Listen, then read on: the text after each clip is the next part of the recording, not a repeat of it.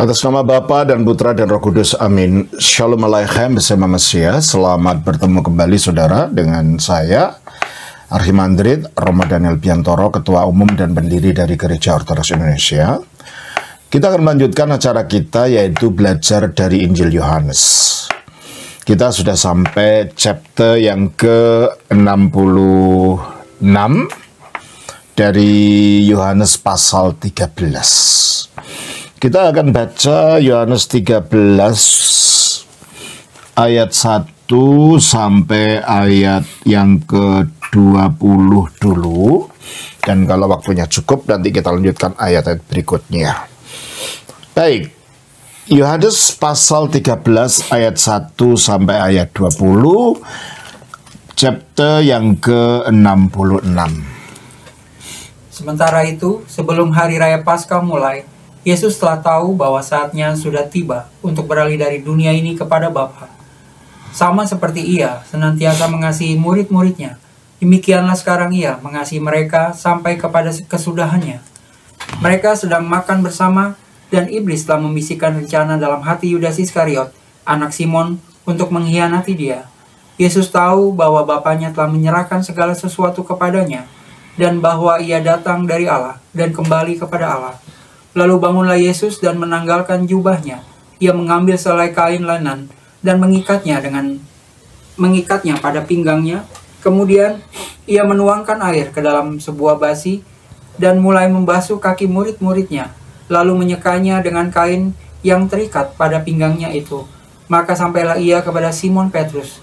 Kata Petrus kepadanya, "Tuhan, engkau hendak membasuh kakiku?"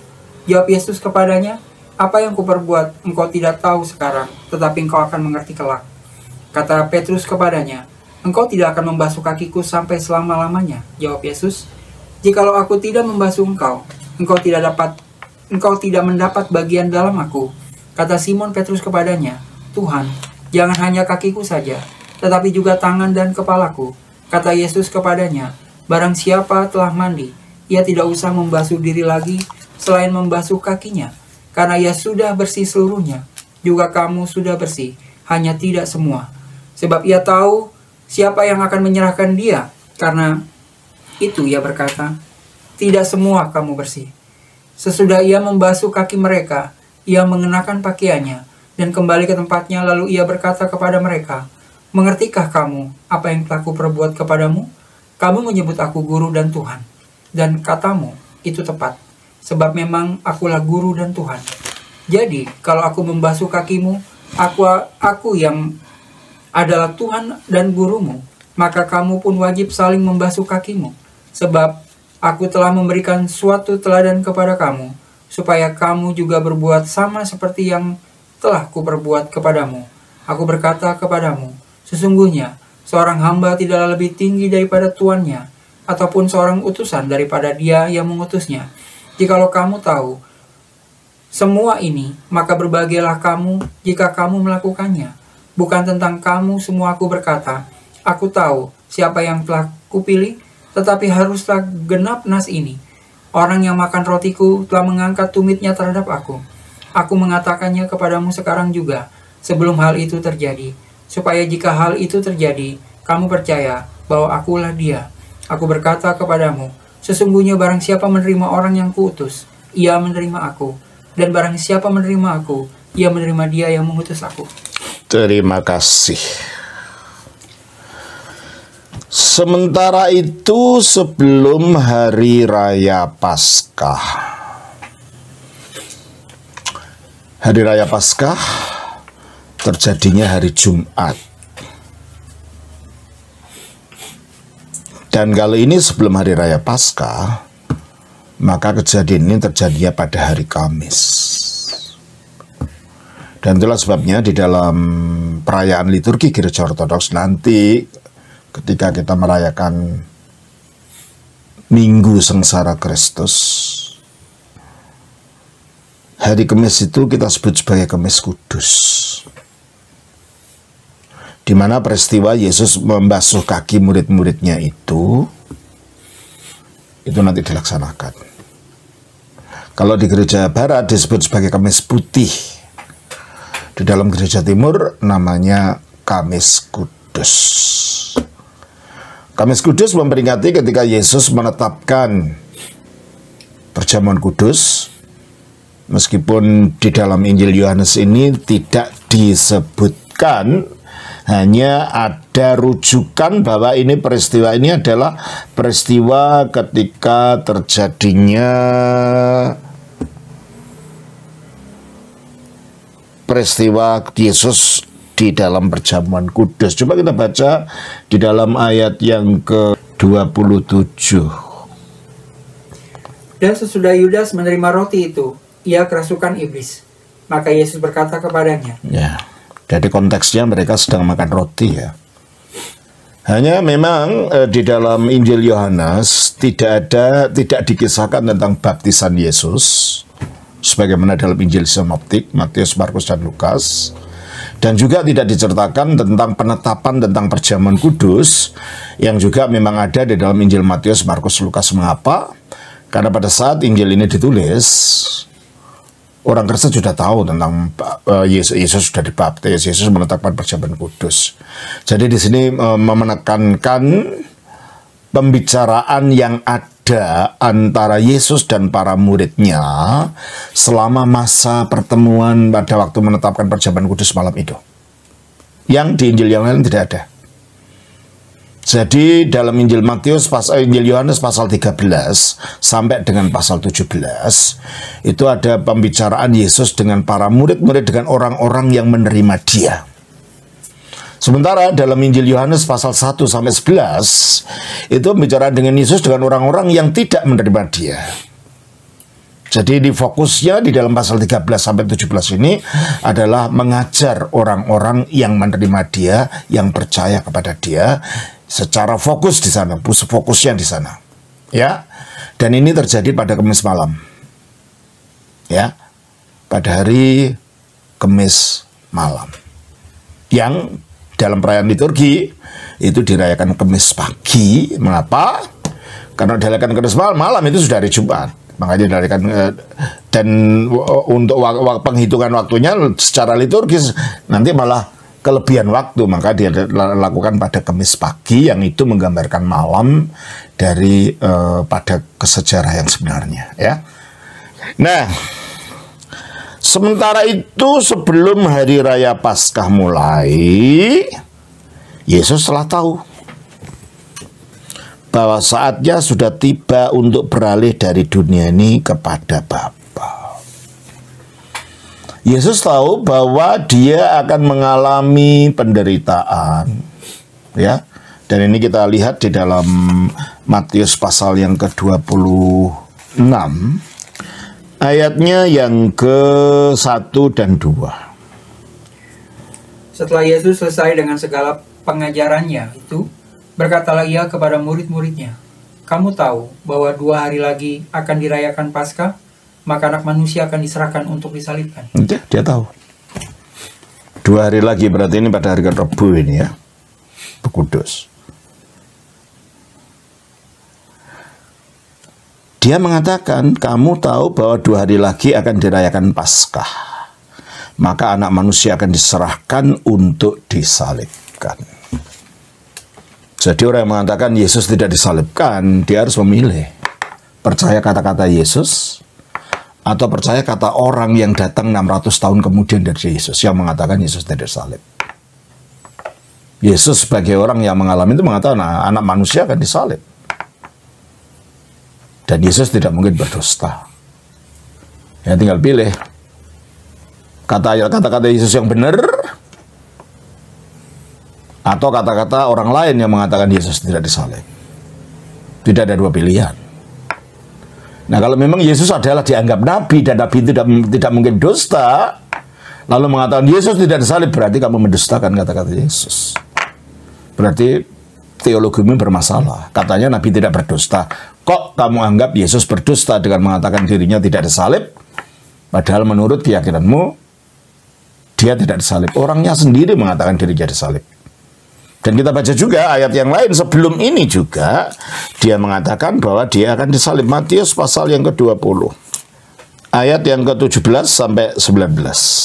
Ketika Yesus akan pergi ke Yerusalem, Ia memanggil ke-12 muridnya tersendiri dan berkata kepada mereka di tengah jalan, "Sekarang kita pergi ke Yerusalem, dan anak manusia akan diserahkan kepada imam-imam." Anak manusia artinya Mesias akan diserahkan kepada imam-imam, kepala dan ahli-ahli Taurat, dan mereka akan menjatuhi dia hukuman mati. Bagaimana cara menjatuhi hukuman mati? Ayat 19. Dan mereka akan menyerahkan dia kepada bangsa-bangsa yang tidak mengenal, Maksudnya orang Romawi, pemerintah Romawi, supaya ia diolok-olokkan, disesah, dan disalibkan. Dan pada hari ketiga, ia akan dibangkitkan. Dia telah menubuatkan cara matinya, disalibkan. Ya, kalau kalian mengaku Yesus sebagai nabi, ya kalian harus percaya bahwa dia mengatakan dirinya akan disalib. Oh, itu ajaran Paulus, kata mereka. Mungkin katamu begitu. Yang ngomong itu Yesus, bukan Paulus. Bagaimana ajaran Paulus? Dilemanya bukan pada kami, pada kalian. Kalian yang menolak penyaliban Yesus, padahal orangnya sendiri mengaku bahwa dia akan disalibkan. Dan catatan-catatan sejarah di luar Alkitab juga mengatakan begitu. Misalnya tulisan Flavius Josephus, tulisan Pliny the Younger, tulisan Suetonius, dan semua para sejarah non-Kristen, non-Yahudi yang anti Kristus, yang anti kepada Kristus, mengatakan memang Yesus disalib dan menyebutkan disalibnya pada zamannya Pontius Pilatus. Jadi pilihan terletak pada kalian, bukan pada kami. Kalau kami kokoh sekali landasannya yang mengatakan bahwa Yesus memang disalibkan. Dan dia mengatakan bahwa saatnya sudah tiba untuk beralih dari dunia ini kepada Bapa. Dia tahu bahwa dia akan mengalami semua penderitaan itu, akan dipukul, disalibkan, tapi pada akhirnya dikatakan bangkit. Tadi kan, coba ayat yang ke Matius pasal yang ke-20 ayat 19 tadi, baca lagi. Dan mereka akan menyerahkan dia kepada bangsa-bangsa yang tidak mengenal Allah. Maksudnya Pilatus dan orang Romawi, supaya ia diolok-olokkan. Diolok-olok, betul. Disesah dan disalibkan, lalu. Dan pada hari ketiga ia akan dibangkitkan. Nah, dia tahu itu terjadi. Jadi ketika dia dikatakan di sini beralih dari dunia ini kepada Bapa, artinya berbicara setelah mengalami penyaliban, disesat, diolok-olok, disalibkan dan mati, dikuburkan lalu bangkit dan naik ke surga, akhirnya diangkat duduk di sebelah kanan Bapa yang Maha Kuasa. Ini maksudnya. Terus dia melakukan itu karena diterangkan sama seperti ia senantiasa mengasihi murid-muridnya. Dan murid-muridnya tahu bahwa gurunya sangat mengasihi mereka. Demikianlah sekarang. Ya, selama itu dia terlalu mengasihi. Ia mengasihi mereka sampai kepada kesudahannya, artinya mengasihi dengan kasih yang sempurna seperti kasih Allah yang tidak mengenal syarat itu. Dan bentuk kasihnya adalah memberikan nyawanya, mati bagi mereka, bagi keselamatan mereka. Dia tahu itu. Inilah kasih sampai kesudahannya. Tidak ada orang yang mengasihi lebih daripada orang yang mau memberikan dirinya untuk orang yang dikasihinya, dan Yesus memberikan dirinya sedemikian rupa sampai rela mati bagi orang-orang yang dikasihinya itu. Nah, inilah yang disebut sebagai kasih sampai kesudahannya, yaitu kasih yang sempurna. Ayat 2. Mereka sedang makan bersama. Nah, ini menunjuk kepada perjamuan malam terakhir, yaitu waktu mereka mengadakannya. Akhirnya Yesus menetapkan perjamuan kudus itu. Dan kontrasnya, ketika Yesus itu mengasihi mereka dengan kasihnya sehingga mereka rela untuk mati dan kumpul bersama-sama,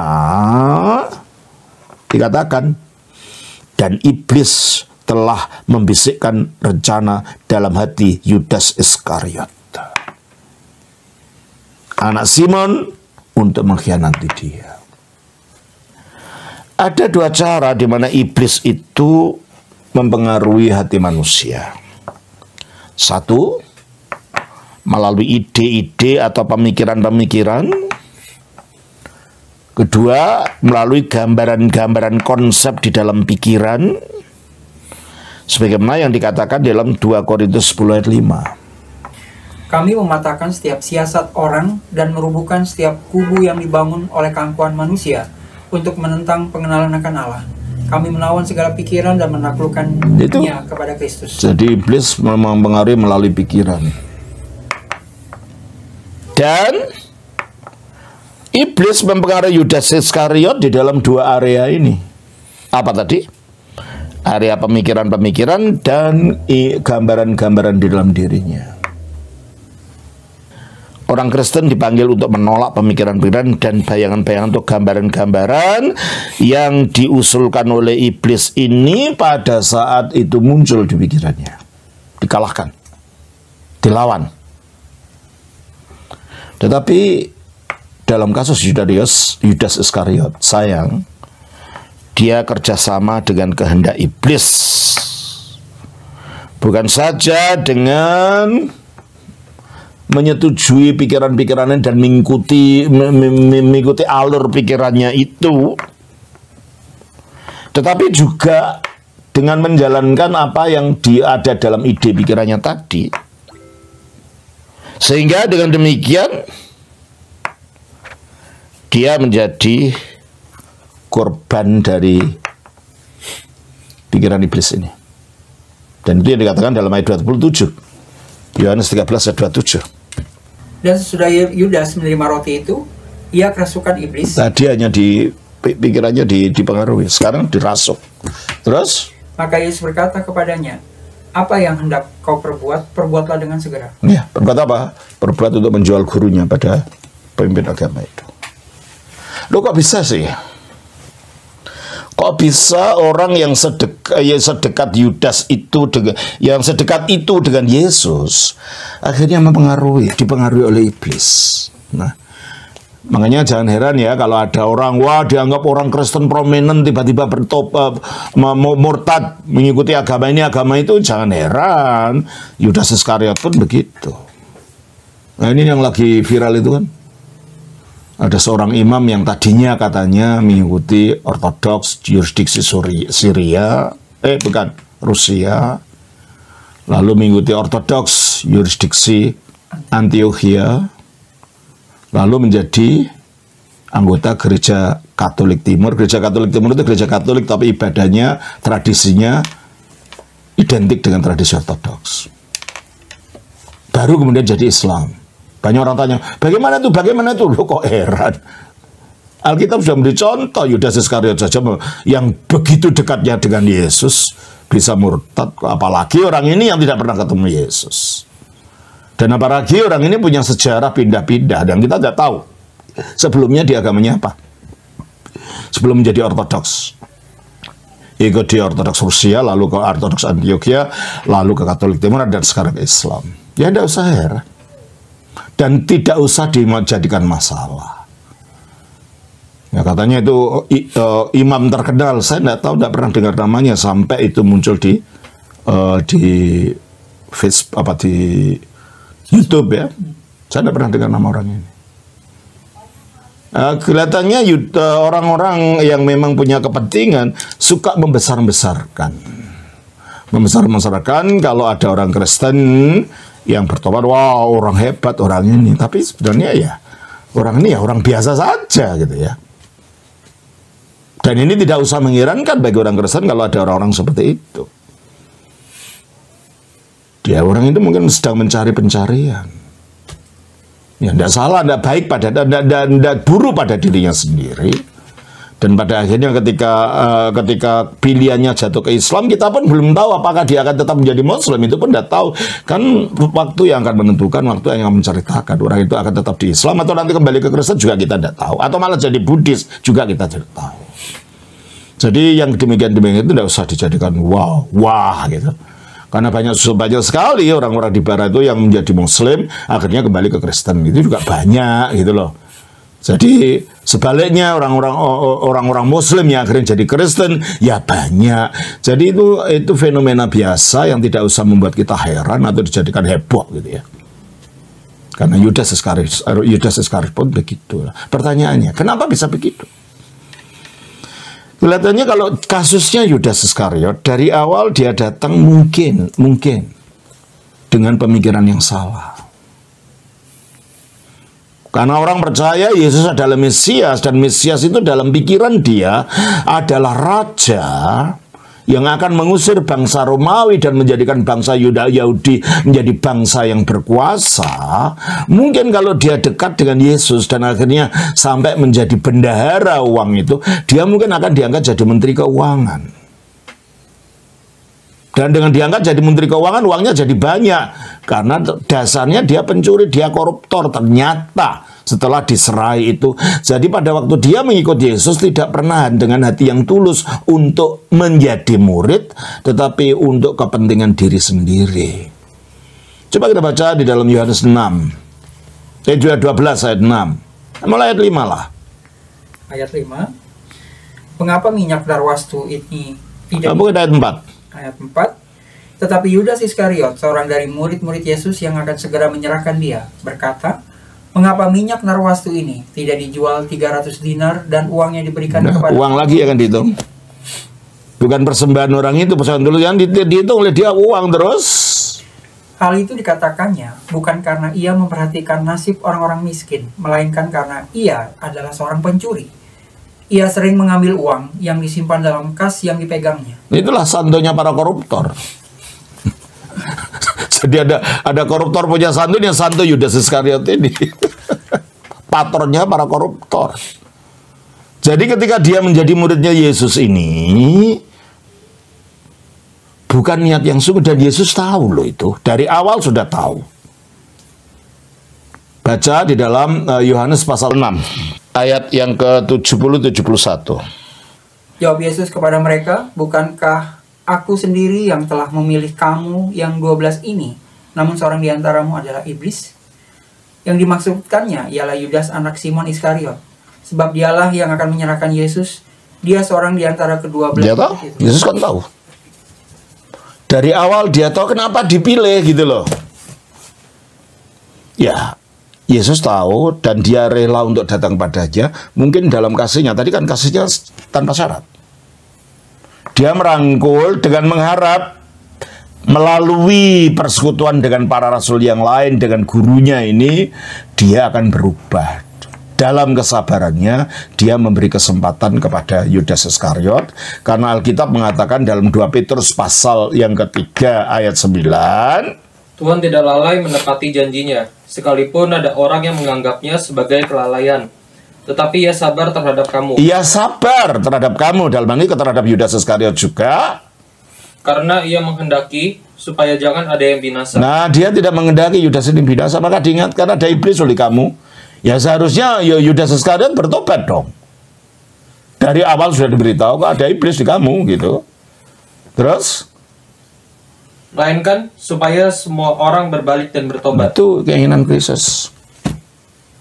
Tapi bahwa pada akhirnya Yudas tidak mau bertobat, ya itu pilihannya. Sudah diingatkan dan diketahui perbuatannya sampai akhir ketika perbuatannya mau dilaksanakan ketika perjamuan kudus. Lakukan yang mau ingin lakukan. Itu pun berarti kan gurunya udah tahu. Diingatkan. Tetapi dia tidak mau bertobat. Itu bukan salahnya Yesus, itu salahnya Yudas. Karena Yesus dalam kesabarannya ingin supaya Yudas jangan binasa, dirangkul, diberi kesabaran, supaya nanti akhirnya dia bertobat. Tapi ternyata Yudas tidak mau bertobat. Berarti selama ini karena di antara muridnya ada yang hatinya hati busuk, maka iblis mengintai-intai Yesus melalui muridnya ini. Jadi selama Yesus melayani, iblis selalu mengintai melalui Yudas Iskariot. Peperangannya peperangan dengan iblis.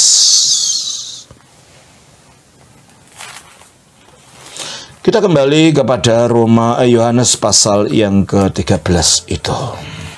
Mereka sedang makan bersama dan iblis telah membisikkan rencana dalam hati Yudas Iskariot, anak Simon, untuk mengkhianati dia. Yesus tahu apa? Bahwa Bapaknya telah menyerahkan segala sesuatu kepadanya. Nah, ini memang dia sudah tahu dari awal. Coba kita baca dalam Matius 11 ayatnya yang ke-27. Semua telah diserahkan kepadaku oleh Bapa. Semua telah diserahkan kepadaku oleh Bapakku. Dia sudah tahu dari awal. Dan juga dalam Yohanes 17 ayat 2. Sama seperti engkau telah memberikan kepadanya kuasa atas segala yang Nah, sama seperti engkau telah memberikan segala kuasa atas segala yang hidup. Dia tahu itu. Makanya dia tidak melarikan diri daripada penderitaan yang sedang dihadapi itu. Karena ada tujuan yang mulia yang akan dicapai setelah dia mengalami penderitaannya itu. Begitu menderitanya dia dan diterima itu sebagai manusia, karena dia menderita sebagai seorang manusia dan matinya pun sebagai seorang manusia, bukan sebagai dalam keilahiannya. Coba kita baca di dalam 1 Petrus pasal 3 ayat 18. Sebab juga Kristus telah mati sekali untuk segala dosa kita. Ia yang benar untuk orang-orang yang tidak benar, supaya ia membawa kita kepada Allah. Ia yang telah dibunuh dalam keadaannya sebagai manusia. Ia yang telah dibunuh dalam keadaannya sebagai manusia. Maka mereka yang mengejek-ejek orang tersebut, kok Tuhan bisa dibunuh? Ini yang dibunuh dalam keadaannya sebagai manusia. Firman itu telah menjadi manusia. Dia mengalami dibunuh di dalam kodrat kemanusiaannya. Firman itu. Untuk apa? Untuk masuk di dalam kedalaman derita manusia, supaya manusia melalui dia boleh diangkat dalam ketinggian keilahian dengan dimuliakan bersama dengan dia. Jadi penderitaan yang dialami itu penderitaan dalam wujud kemanusiaannya, dalam wujud inkarnasinya, bukan dalam wujud keilahiannya. Keilahian tidak bisa menderita, keilahian tidak bisa mati. 1 Timotius 6 ayat 16. Dialah satu-satunya yang tidak takluk kepada maut. Itu kan? Keilahian itu satu-satunya tidak takluk pada maut, tidak bisa mati. Jadi kalau dia bisa mati, dikatakan dalam 1 Petrus pasal 3 ayat 8-19 tadi, dalam keadaannya sebagai manusia. Dan itu ditegaskan pula di dalam Filipi 2 ayat 8. Dan dalam keadaan sebagai manusia, garis bawah ini. Terus? Ia telah merendahkan dirinya dan taat sampai mati. Bahkan sampai mati di kayu. Jadi dia mati di kayu salib dalam keadaan yang sebagai manusia. Yang bodoh kalian atau kami? Kalau kami jelas Alkitab tadi mengatakan dia mati dalam keadaan sebagai manusia, bukan di dalam ketuhanannya. Nah, karena kematian itu puncak penderitaan, maka dia rela untuk menderita sebagai manusia sampai penderitaan manusia tanggung sedemikian rupa sampai dia mengalami ketakutannya sebagai manusia, sehingga dia sampai dihibur oleh para malaikat. Coba kita baca Lukas pasal yang ke-22 ayatnya sampai 43-44. Maka seorang malaikat dari langit menampakkan diri kepadanya untuk memberikan kekuatan kepadanya. Ia sangat ketakutan dan semakin bersungguh-sungguh berdoa. Peluhnya menjadi seperti titik-titik darah yang bertetesan ke tanah. Nah, ini ada yang saya lihat tadi di TikTok, teman-teman. Oh, ya seharusnya Tuhan yang menguatkan malaikat, malaikat dikuatkan Tuhan. Berarti kamu tidak ngerti kan Injil? Dia dikuatkan dalam keadaannya sebagai manusia, menderita dalam keadaannya sebagai manusia, merendahkan diri dalam keadaannya sebagai manusia, bagi menanggung penderitaan manusia dalam dirinya nanti, dan menanggung derita manusia dalam dirinya nanti, menanggung kematian manusia dalam dirinya, supaya dia dapat turun pada kerendahan manusia, supaya oleh kebangkitannya manusia dapat diangkat setinggi-tingginya di dalam dia. Jadi kalau Tuhan tidak usah dihibur dalam malaikat, dihibur oleh malaikat. Bahkan sebagai dalam keilahiannya, dia pun dapat memerintahkan malaikat. Justru seandainya dia menggunakan keilahiannya ketika dia mau ditangkap oleh musuh-musuhnya ini. Coba kita baca dalam Matius pasal yang ke-26 ayat yang ke-52 sampai 54. Maka kata Yesus kepadanya, masukkan pedang itu kembali ke dalam sarungnya. Ya, karena Petrus mau membela dia dengan pedang. Dia nggak izinkan. Terus? Sebab barang siapa menggunakan pedang, akan binasa oleh pedang. Atau kau sangka bahwa aku tidak dapat berseru kepada Bapakku, supaya ia segera mengirim lebih dari 12 pasukan malaikat pembantu aku? Terus? Jika begitu, bagaimanakah akan digenapi yang tertulis di dalam kitab suci yang mengatakan bahwa harus terjadi Nah, dia harus melewati proses seperti yang dinubuatkan. Dalam keilahiannya dia bisa memerintahkan berapa malaikat? 12 pasukan malaikat, per pasukan berapa ribu? Mungkin 3.000 satu pasukan. Jadi dia mampu memerintahkan malaikat. Bahwa di dalam Lukas tadi dia dihibur malaikat, itu dalam kemanusiaan dia harus melewati ketakutan manusia itu, dia harus masuk dalam ketakutan yang luar biasa sampai tubuhnya mengeluarkan darah tadi. Dengan demikian dia betul-betul manusia, betul-betul mengalami duka citanya manusia sampai dihibur malaikat. Ini terjadi dalam kemanusiaannya, bukan dalam keilahiannya. Maka Anda yang mengatakan, bagaimana kok Tuhan bisa dihibur malaikat? Anda tidak mengerti. Tidak mengerti Injil dan sok tahu, gitu loh. Kalau mengerti Injil, jangan hanya satu ayat, lalu Anda tafsirkan mau-maunya sendiri. Tidak bisa begitu. Jadi kalau Yesus dikuatkan oleh malaikat di dalam kemanusiaannya, karena menderitanya juga di dalam kemanusiaannya, karena disalibnya juga dalam kemanusiaannya, bukan di dalam keilahiannya. Keilahian tidak bisa mati, tidak bisa disalib, sebab keilahian tidak ada wujud fisiknya yang bisa disalib. Ya, kembali kepada Yohanes 13. Yesus tahu bahwa Bapaknya telah menyerahkan segala sesuatu kepadanya. Dan sudah kita baca ayatnya, pernyataan Yesus itu. Dan bahwa ia datang dari Allah. Berarti dia bukan manusia biasa, datangnya dari Allah, keluar dari Allah, turun dari surga. Coba kita baca di dalam Yohanes 8 ayat 42.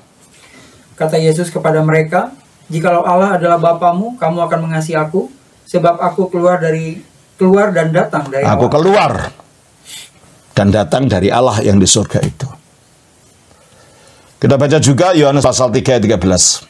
Tidak seorang pun yang telah naik ke sorga selain daripada Dia yang telah turun dari sorga, Ya. yaitu Anak Manusia. Dia, anak manusia, yaitu Mesias, turun dari surga. Maka dia mengatakan, ia datang dari Allah.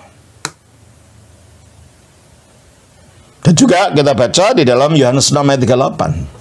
Sebab aku telah turun dari surga. Aku telah turun dari surga. Terus? Bukan untuk melakukan kehendakku, tetapi untuk melakukan kehendak Dia yang telah mengutus aku. Diutus dari surga turun ke bumi menjadi manusia. Ia datang dari Allah dan kembali kepada Allah. Artinya sesudah kebangkitan nanti dia naik ke surga, duduk di sebelah kanan Bapa. Jadi yang duduk di sebelah kanan Bapa itu adalah kodrat kemanusiaannya yang telah dibangkitkan, yang telah dimuliakan, lalu duduk di sebelah kanan yang maha tinggi, di tempat tinggi itu. Coba kita baca dalam Markus pasalnya yang ke-16, ayatnya yang ke-19. Sesudah Tuhan Yesus berbicara demikian kepada mereka, terangkatlah ia ke sorga, lalu duduk di sebelah kanan Allah. Ya. Sesudah Tuhan Yesus berbicara demikian kepada mereka, terangkatlah ia ke surga, lalu duduk di sebelah kanan Allah. Dan juga dikatakan di dalam Ibrani pasal 1 ayat 3. Ia adalah cahaya kemuliaan Allah dan gambar wujud Allah. Ya, karena dia gambarnya Allah, karena dia adalah firman-Nya Allah. Terus? Dan menopang segala yang ada dengan firman-Nya yang penuh kekuasaan. Jadi yang menopang alam sampai ada ini adalah firman-Nya Allah yang menjadi manusia ini, Yesus Kristus. Terus? Dan setelah ia selesai mengadakan penyucian dosa. Nah, setelah selesai ia mengadakan penyucian dosa dengan jalan apa? Dengan mati disalib, dikuburkan dan bangkit dari mati. Maka ia duduk di sebelah kanan. ia duduk di sebelah kanan Allah. yang maha besar di tempat yang tinggi. Duduk di tempat yang maha tinggi. Makanya di sini dia mengatakan, aku kembali dari Allah dan kembali kepada Allah. Jadi bahwa segala sesuatu diserahkan kepadanya, dia sudah tahu itu akan diberikan, telah diberikan secara potensi, tetapi realita diberikannya itu hanya sesudah dia naik ke surga, sesudah bangkitnya. Sehingga sudah bangkit dia mengatakan di dalam Matius 28 ayat 18. Yesus mendekati mereka dan berkata, kepadaku telah diberikan segala kuasa di Kepadaku telah diberikan segala kuasa. Makanya ketika dia mengatakan dirinya datang dari Allah, lalu baru dia kembali kepada Allah. Kenapa? Pemberiannya itu, pemberian segala sesuatu diberikan kepadanya itu, Bapa menyerahkan segala sesuatu kepadanya itu hanya terjadi setelah dia dimuliakan. Setelah kebangkitannya dari antara orang mati. Ayat 4. Lalu bangunlah Yesus. Bangun dari mana? Bangun dari duduk tadi kan sama-sama makan kan? Ayat 2 itu mereka sedang makan bersama, duduk. Lalu bangunlah Yesus dan menanggalkan jubahnya. Jubah luar maksudnya, jubahnya ada 2. Yang keluar ditanggalkan. Ia mengambil sehelai kain lenan dan mengikatkannya pada pinggangnya. Mengapa dia lakukan itu? Di sini dia siap-siap untuk menyatakan dirinya sebagai hamba. Hanya hamba yang membawa serbet, itu semacam serbet gitu kan, semacam lap, kain lap. Kemudian ia menuangkan air ke dalam sebuah basi dan mulai membasuh kaki murid-muridnya. Lalu menyekanya dengan kain yang terikat pada pinggangnya itu. Di dalam kebiasaan orang Israel di zaman itu, kalau ada tamunya dihormati, maka biasanya yang punya rumah, terutama istrinya, akan mengambil air untuk menyeka kaki tamunya dengan air. Dia menghormati tamunya. Atau kalau tidak, hamba yang melakukan itu. Nah, Yesus bertindak ini, membasuh kaki murid-muridnya, dia menunjukkan kerendahan hatinya yang luar biasa. Muridnya yang seharus melakukan itu pada gurunya, tapi terbalik gurunya yang melakukan. Membasuh kaki murid-muridnya lalu menyekanya dengan kain yang terikat pada pinggangnya. Itu Yesus konsisten, dia datang sebagai hamba itu. Kita baca Markus 10 ayat 45. Karena anak manusia juga datang bukan untuk dilayani, melainkan untuk melayani. Stop. Anak manusia, Mesias, datang bukan untuk dilayani tapi untuk melayani. Yang melayani itu adalah hamba. Berarti datang memang untuk menjadi hamba. Kita baca juga Filipi 2 ayat yang ke-7. Melainkan telah mengosongkan dirinya sendiri dan mengambil rupa seorang hamba. Ada orang hamba. Dia datang untuk melayani manusia. Untuk merangkul derita manusia pada dirinya sendiri, kerendahan manusia pada dirinya sendiri, untuk akhirnya setelah dia naik ke surga dan dimuliakan, manusia terangkat bersama dia di dalam kemuliaannya itu.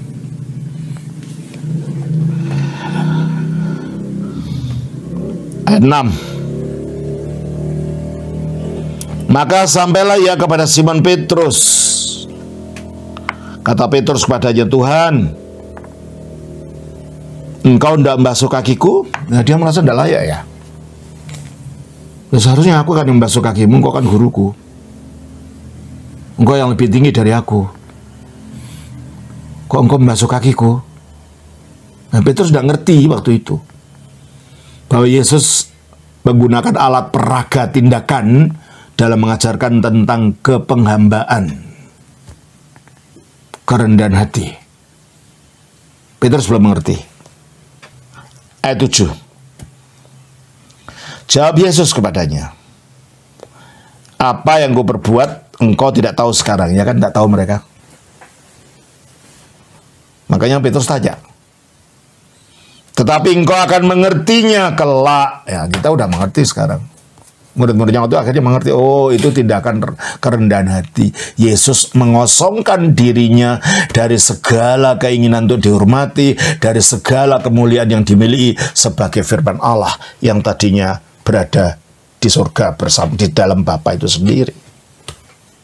8. Kata Petrus kepadanya,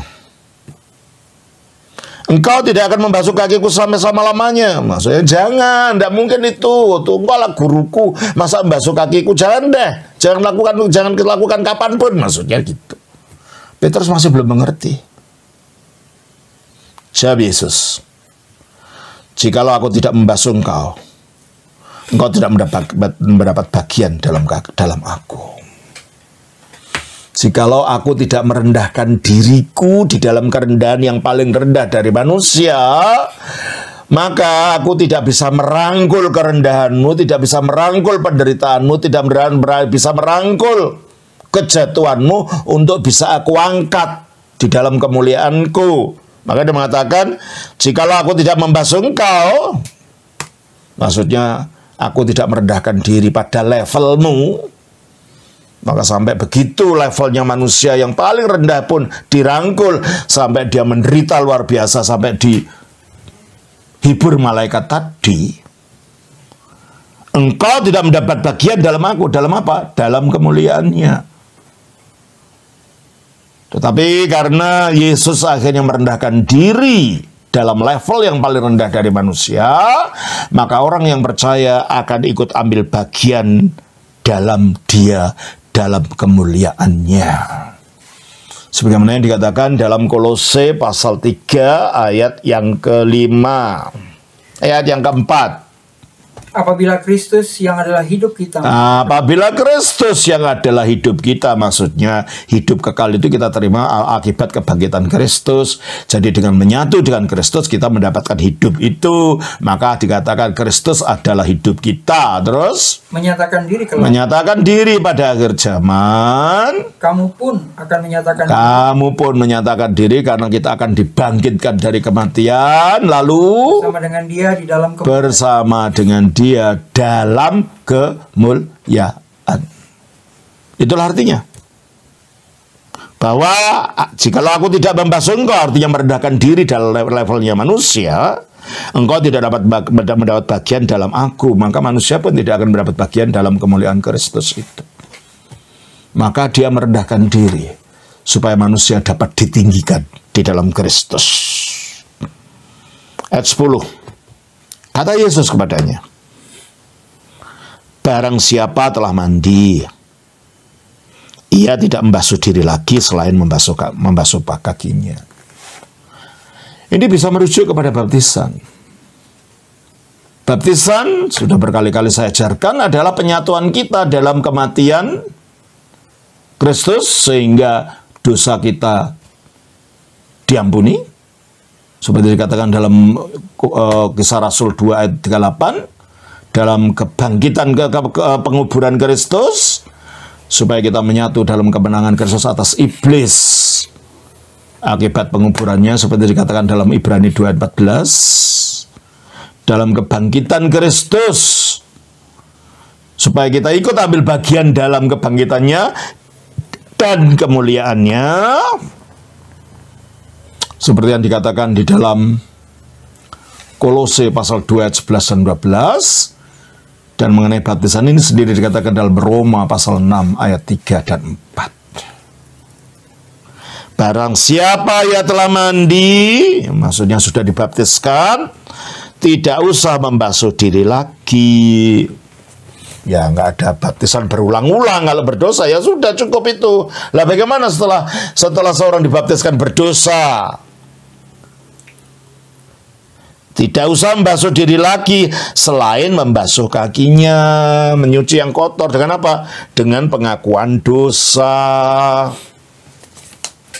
Jadi pengakuan dosa itu pembersihan dari dosa-dosa yang telah dilakukan sesudah seorang dibaptiskan. Makanya dikatakan di dalam 1 Yohanes pasal yang ke-1 ayat 8.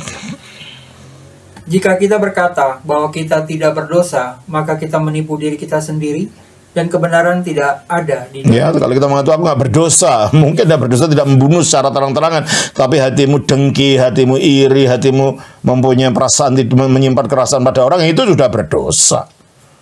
Maka kalau katakan aku tidak berdosa, berarti katakan kamu menipu diri sendiri, dan kebenaran tidak ada pada kita, karena kamu membohongi dirimu, membohongi hati nuranimu. Terus ayat 9. Jika kita mengaku dosa kita, Jika kita mengaku dosa kita, maka Ia adalah setia dan adil, Allah Dia setia dan adil, sehingga Ia akan mengampuni segala dosa dan Dia akan mengampuni segala dosa dan menyucikan kita dari segala kejahatan. dan menyucikan kita dari segala kejahatan. Jadi tidak, kalau berdosa baptis lagi, enggak. Sudah mandi sekali, sekarang tinggal cuci kaki. Nah, cuci kaki itu pembersihan akibat perjalanan yang jauh, perjalanan kehidupan yang akhirnya kita jatuh ke dalam dosa. Nah, pencucian kaki itulah bentuknya pengakuan dosa. Karena ya sudah bersih seluruhnya, ya toh? Sudah mandi, sudah bersih seluruhnya. Dari baptisan itu secara hukum telah menempatkan kita, pembenaran kita dibenarkan oleh Allah akibat menyatu dengan korban Kristus di atas salib. Juga kamu sudah bersih, ya, karena kamu sudah dibaptiskan oleh Yesus. Kapan Yesus membaptiskan muridnya? Yaitu kita baca di dalam Yohanes pasal 3 ayat 22. Ayat 22, sesudah itu Yesus pergi dengan murid-muridnya ke tanah Yudea, dan Ia diam di sana bersama-sama mereka dan membaptis. Oke. Metatafta, sesudah itu semua, ilten o Yesus datang ke imasi teaptu dan murid-muridnya istin Yudean yin, ke dalam tanah Yudea, maksudnya Yerusalem. Ke Eki, dan di sana dia triven metafton, dia terus bersama dengan mereka. Ke ebaptisen, dan dia membaptiskan. Nah, siapa yang dibaptiskan? Nah, kalau gitu bersama muridnya, ya yang baptiskan para muridnya pada waktu itu. Jadi kalau orang bertanya, siapa yang baptiskan muridnya? Ya Yesus, siapa lagi? Kapan? Ya waktu dia Yudea ini. Karena kata baptisan, dia membaptiskan. Padahal waktu itu yang ada hanya murid-muridnya saja. Yang dibaptiskan siapa? Ya murid-muridnya ini langsung dibaptiskan oleh Yesus. Jadi kembali kepada Yohanes 13 ayat yang ke-8. Kata Petrus kepadanya, engkau tidak akan membasuh aku selama-lamanya. Jawab Yesus, jikalau aku tidak membasuh engkau tidak mendapat bagian dalam aku. Kata Simon ke Petrus kepadanya, Tuhan, jangan hanya kakiku saja, tetapi juga tangan dan kepalaku. Maka Yesus mengatakan, kata Yesus kepadanya, barang siapa telah mandi, telah dibaptiskan, ia tidak usah membasuh diri lagi. Jadi tidak usah berulang-ulang dibaptiskan. Setiap berdosa dibaptis, setiap berdosa dibaptis. Ada aliran yang begitu ya. Tapi ini bertentangan dengan ajaran Alkitab ini, ya. Selain membasuh kakinya, membasuh kaki yang tadinya menginjak debu, artinya perbuatan yang akhirnya berbuat dosa tadi.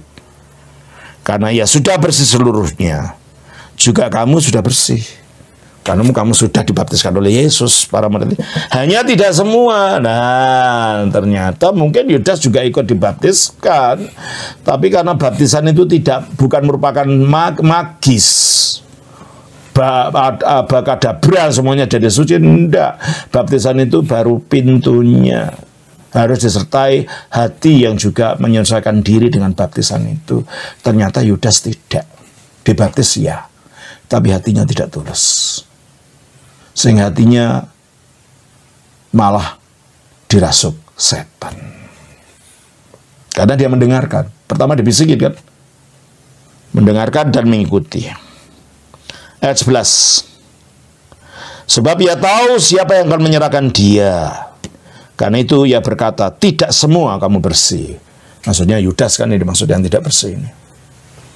Makanya hati-hati ya, jangan kita sudah merasa dibaptiskan, merasa sudah jadi Kristen, dari keluarga Kristen. Kalau hati kita tidak benar seperti Yudas, kita tetap belum bersih. Jadi saya berkali-kali mengatakan, jangan hanya cukup beragama Kristen, jadilah orang Kristen. Menghidupi kekristenan itu. Tidak jangan beragama, nanti jadi kayak Yudas. Ya. Ayat 12. Sesudah ia membasuh kaki mereka, selesai nih ya, ia mengenakan pakaiannya dan kembali ke tempatnya. Ya. Duduk lagi dengan murid-muridnya. Lalu ia berkata kepada mereka, mengertikah kamu apa yang telah kuperbuat kepadamu? Ya tadi Petrus sudah ngerti, sekarang ditanya, ngerti gak kamu? Akhirnya kelihatannya mereka belum mengerti, maka dijelaskan. Kamu menyebut aku guru dan Tuhan. Artinya di sini adalah penguasa, tuannya. Dan katamu itu tepat, sebab akulah guru dan Tuhan. Jadi jikalau aku membasuh kakimu, aku yang adalah guru dan Tuhan dan gurumu, maka kamu pun wajib saling membasuh kakimu. Kalau aku ini loh, yang kamu anggap guru dan Tuhan, dapat merendahkan diri menjadi hamba seperti itu bagi kamu, maka apalagi kamu juga harus saling menghambakan diri satu dengan yang lain. Saling merendahkan diri satu dengan yang lain di dalam kasih. Sebab aku telah memberikan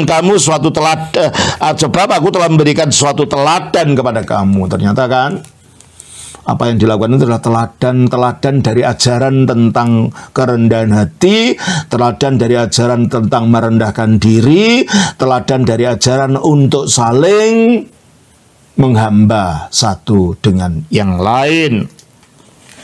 Sebab aku telah memberikan suatu teladan kepada kamu, supaya kamu juga berbuat sama seperti yang telah kuperbuat kepadamu.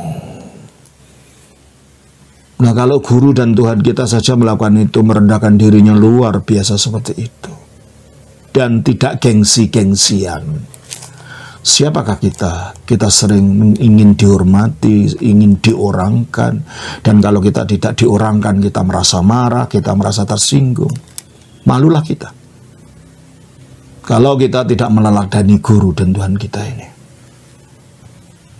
Ayat 16.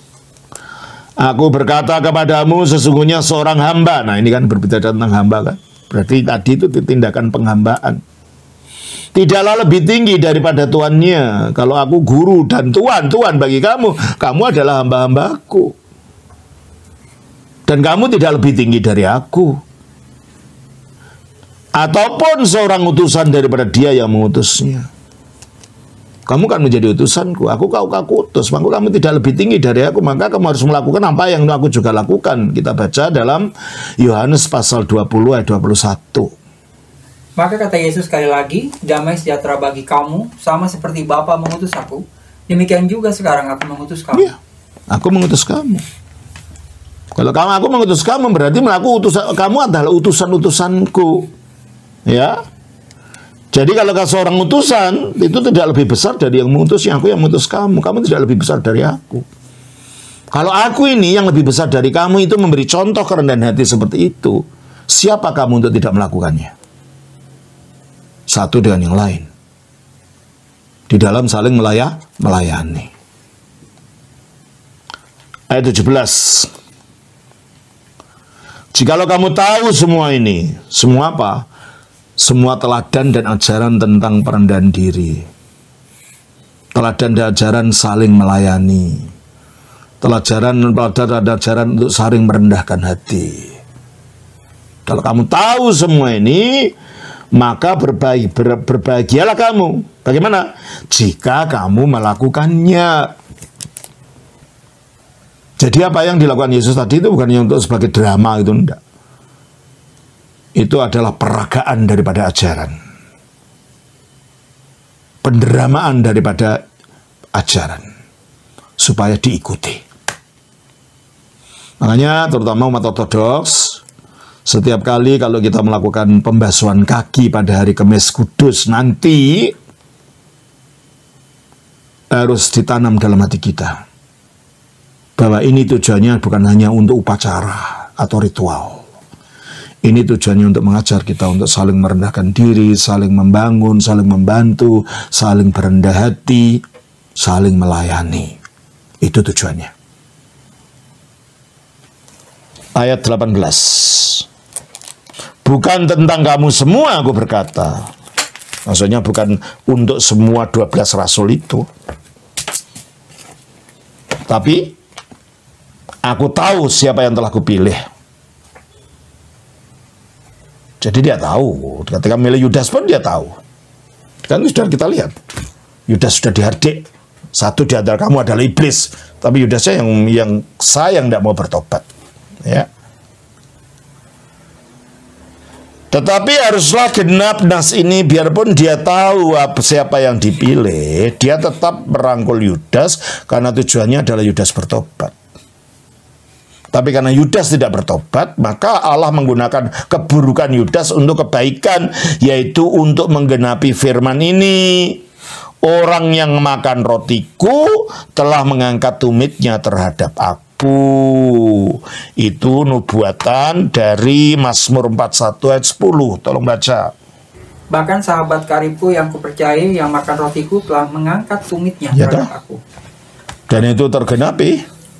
Ketika makan roti bersama Yesus, akhirnya dia keluar untuk melaporkan Yesus dan menjual Yesus kepada para pemimpin agama yang membenci Yesus waktu itu.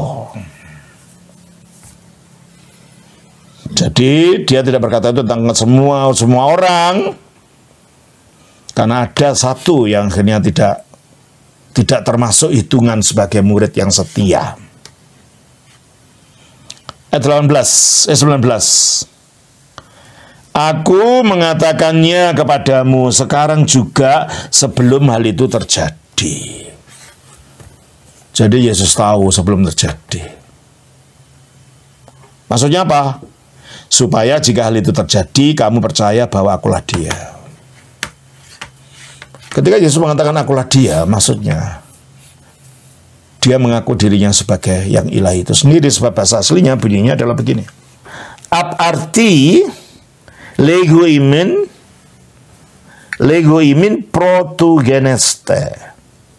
Dari sekarang aku memberitahu sebelum hal itu terjadi, ina supaya pistevite, kamu boleh percaya, otan jika atau pada saat yenite, pada saat itu terjadi, oti ego imi, karena akulah aku.